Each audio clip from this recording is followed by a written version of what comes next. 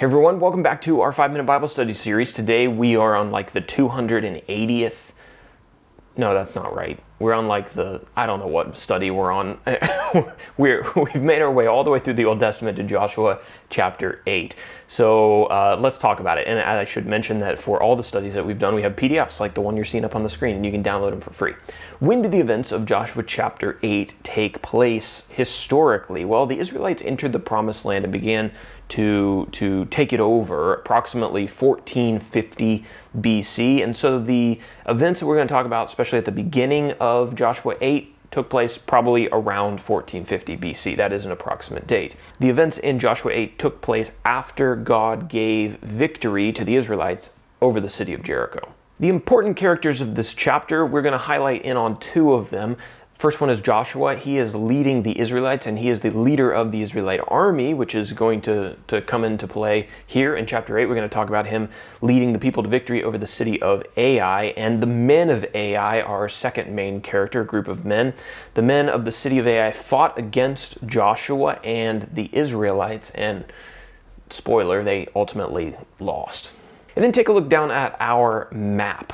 Joshua 7 and 8 center around the city of Ai. As I mentioned, it was a small town described as being near Bethaven, east of Bethel. And Bethel is a pretty significant place in the Bible story.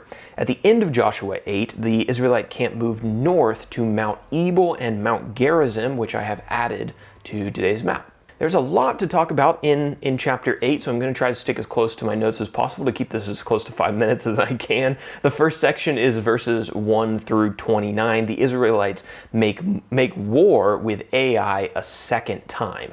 You remember in the last chapter they got whipped by Ai because of Achan's disobedience. So after the disobedience of Achan had been dealt with in the last chapter, God told Joshua to return and to fight against Ai. At God's instruction, Joshua set an ambush for the enemy army. He set 30,000 men behind the city, and he told them to hide as the main part of the army attacked Ai from the front, or from the north. Joshua set another 5,000 men on the west side of the city as an ambush. They were between Bethel and Ai. Early in the morning, the king of Ai met Joshua on the battlefield. So then the battle began.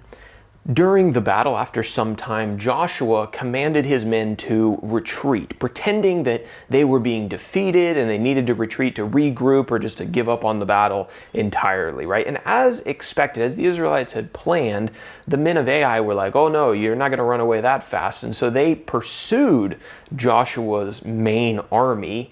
They left their city exposed and undefended and went and chased the Israelites as they fake retreated. When Joshua had drawn the enemy army far enough out of their own city, he signaled for the ambush to commence. So the men that were hiding in the ambush sprung up from their hiding places, and they went right into Ai because it was undefended and set the city on fire. When Joshua then saw the smoke rising from the city, he ordered his men to turn around and to re-engage the army of Ai that had been chasing them. The men of Ai then realized, we're in trouble. We've been trapped between the main army, between the ambush forces that are already in our city, and things aren't going to go very well for us. And indeed, that was the case. All the men of Ai were killed. In total, 12,000 people from the city of Ai were killed in the battle. The king of Ai himself was killed. He was hung on a tree until the evening, and then his body was buried under a large pile of stones at the gate of his city. The Israelites were allowed to take the spoil of Ai, unlike the city of Jericho, and they did that before turning the entire city into, quote, a heap of ruins. There is another section in this chapter, though. Verses 30 through 35 at the end, the words of God are read at Mount Ebal and Mount Gerizim.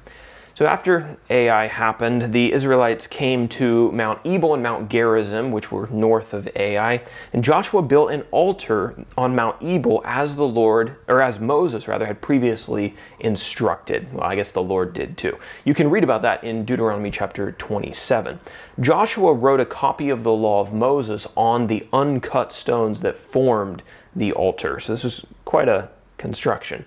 The entire camp of Israel then gathered at the mountains, Mount Ebal and Mount Gerizim, to hear the book of the law read, with half of the people standing in front of Mount Gerizim, the other half standing in front of Mount Ebal, and the Ark of the Covenant between them. And Joshua read every portion of the law in their hearing, all the blessings and all the curses that the book of the law contained. So that's a very interesting chapter of Joshua 8. Now let's talk about an application. In Joshua 8, it's interesting that God sends his people on the offensive against a wicked city and they destroy it. Question for us is our faith ever on the offensive? Or do we only engage with the enemy when we are put on the defense? The Bible makes it clear that we're engaged in a spiritual battle between good and evil. Ephesians chapter 6, verse 12 and surrounding verses. As individuals and as churches, we should be thinking about proactive ways to win ground against the enemy.